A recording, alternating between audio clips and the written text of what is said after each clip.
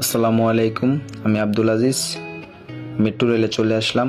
আজ গুলিস্তান থেকে যাব শেওড়াপাড়া। সো চলতে আসি কাউন্টারের দিকে এগিয়ে যাচ্ছি।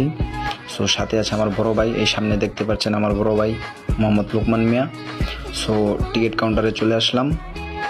টিকিট কাটার জন্য সিরিয়াল রাখছি।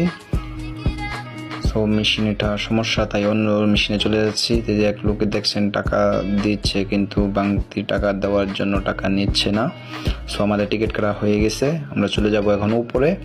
সো চ্যানেলটা ফলো দিয়ে রাখেন সবসময় ভিডিও পাওয়ার জন্য। উপরে চলে এসেছি। এই হলো মেট্রো রেল লাইন, দুই পাশে দুই লাইন, দুই দিক থেকে রেল চলে। এই যে রেল চলে এসেই পড়েছে রেল।